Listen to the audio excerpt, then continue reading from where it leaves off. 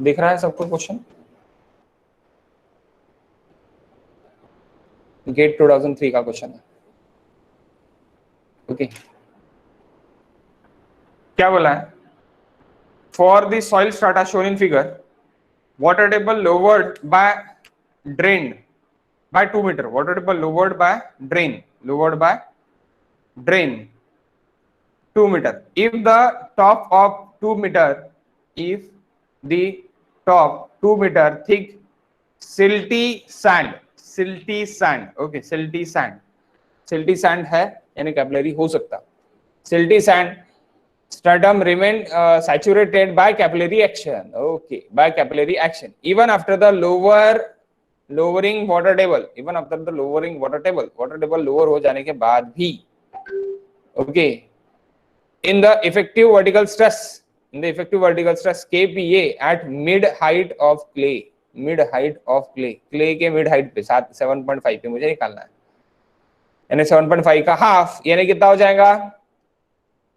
3.5। Yes exactly 3.5 पे मुझे निकालना है। ओके 3.5 पे मुझे निकालना है। सो 1 मिनट।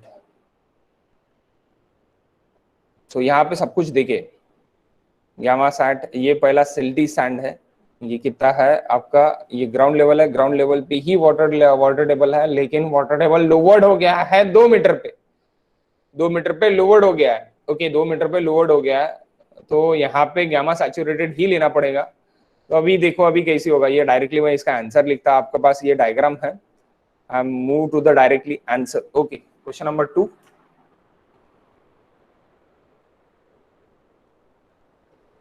देखो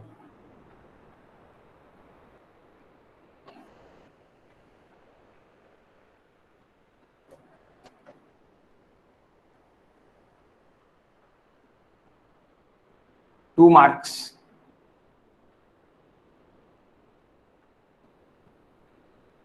question number 2, gate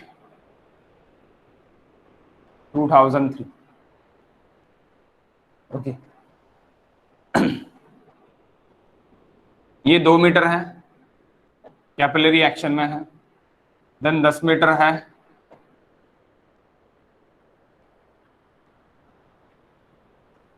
then again 7 meter, 7 meter is clay,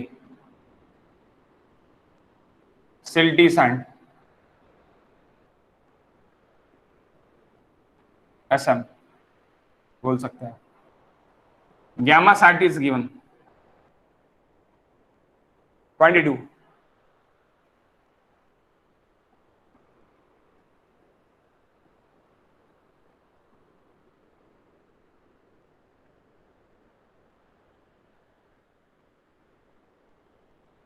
kilometre per metre cube, and here is partially saturated soil. 1 minute guys, someone is joining. Partially saturated soil,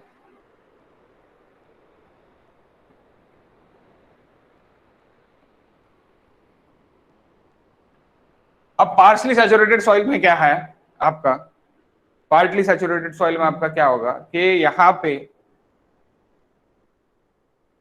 पे आपको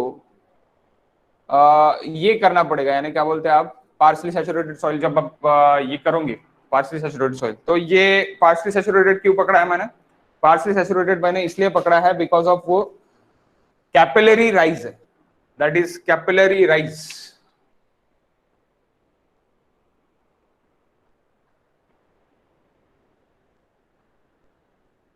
अब कैपिलरी राइज में क्या होता है कि कैपिलरी राइज वाला जो भी ये रहता है वो माइनस में रहता है, यानी pore pressure it is in minus.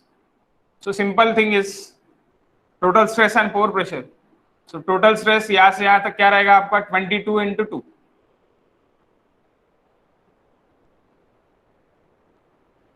यहां तक मैं बोल सकता 22 इंटू 2 प्लस 22 इंटू 10, यानी 22 इंटू 12 मैं डायरेक्टली बोल सकता। ओके पूरा यहां से लेके यहां तक। अब ये 22 into 12 plus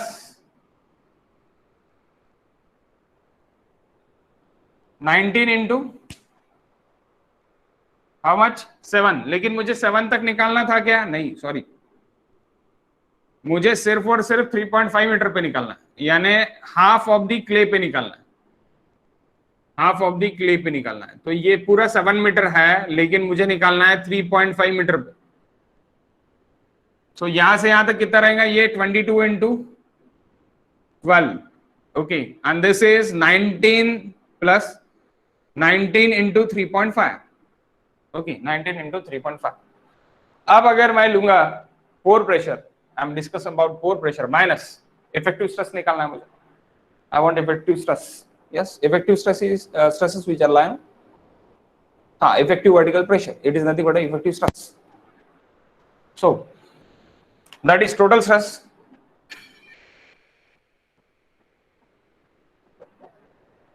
Now we move for effective stress.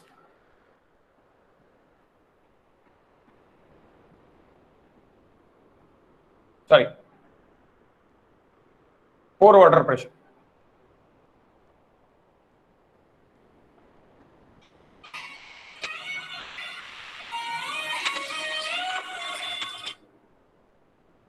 Pore water pressure.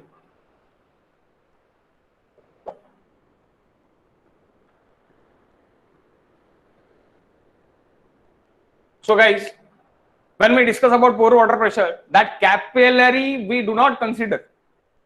Capillary we do not consider in what? Effective stress.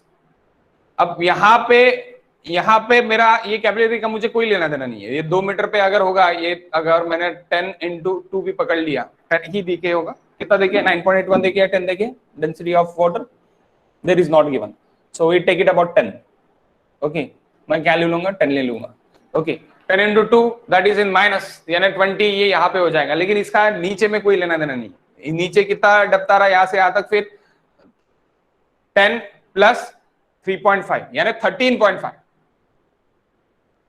13.5 into 10, that is 135 kPa. Okay, 135 kPa. That is pore pressure. U.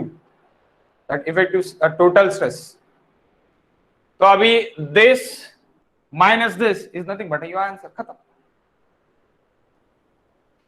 Okay. Effective stress में क्या होगा? अगर मुझे यहां पे effective stress चाहिए तो मेरा इफेक्टिव स्ट्रेस क्या होगा? This total minus this, okay, आपका आंसर हो जाएगा, दैट इज इफेक्टिव स्ट्रेस। किती येत आहे तृप्ती? 195.5 येत आहे, पण आन्सर तिथे वेगळं दिलंय. किती दिलेला आन्सर? 175. इथे तर 200 वगैरे दिलेलं आहे. A B C D 1 madam, answer में देख लेते हैं अपन, आंसर कैसे देखिए।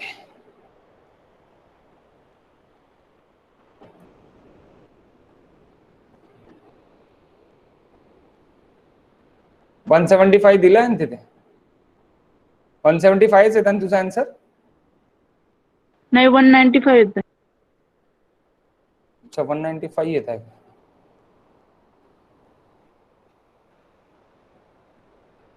12 इंटू 22 हे तर बरोबर केलेलं आहे. 19, अच्छा, यांनी तिथे दिलेलं नाही आहे गॅमा सॅट 3.2 इंटू 19 पण केलेलं आहे, ठीक आहे.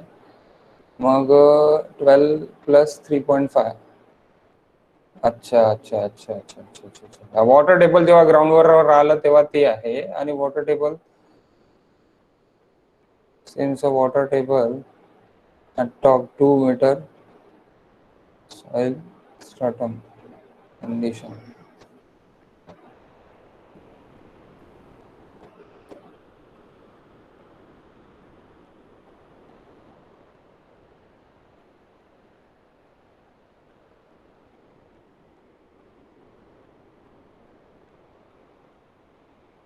वन 195 बरोबर आहे ना? 195 जेव्हा तुझं वॉटर टेबल लोअर राहील तेव्हा. यांनी काय चेंजिंग स्ट्रेस विचारला होता?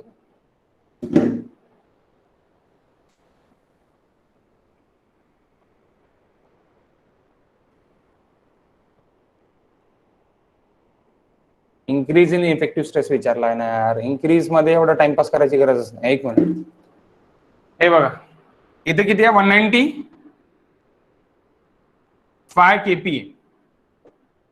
जब मेरा वाटर टेबल यहां पे है तब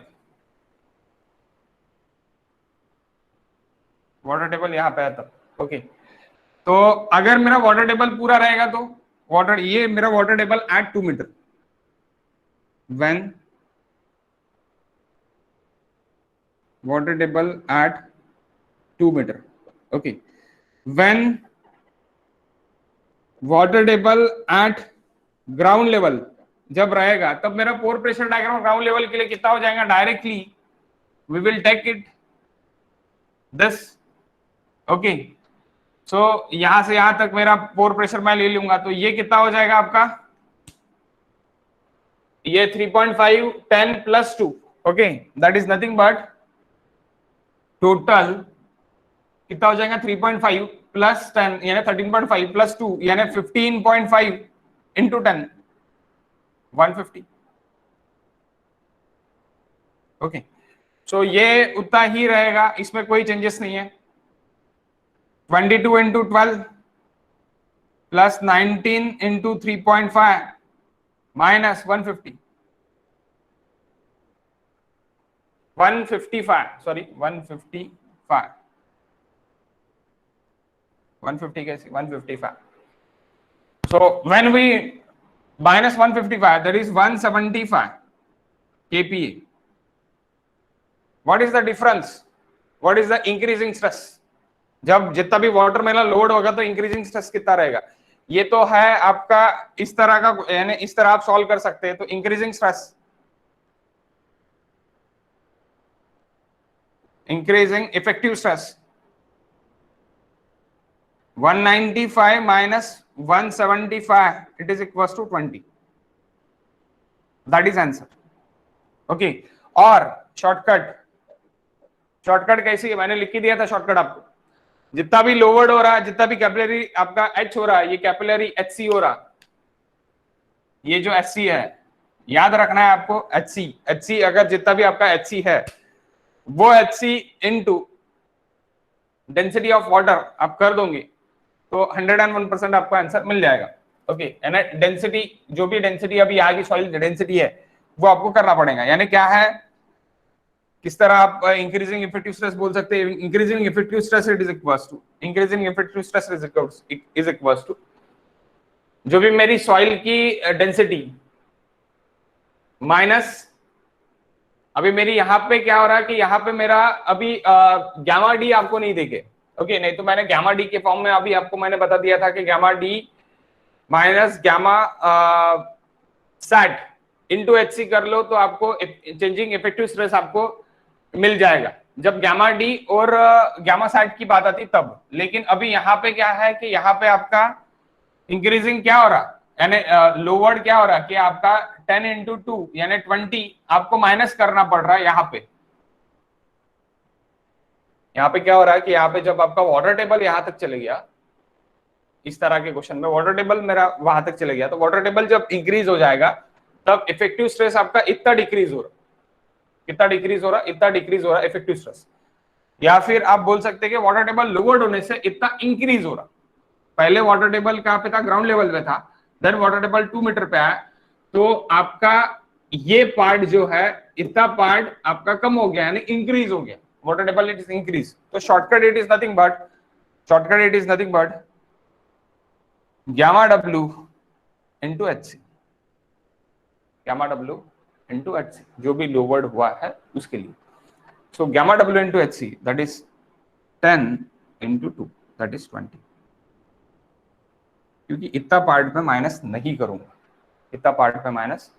करूंगा तो मुझे क्या मिल जाएगा, इतना पार्ट में माइनस नहीं कर रहा तो ये क्या मिल रहा मुझे, gamma dash changing gamma dash ये मुझे मिल रहा.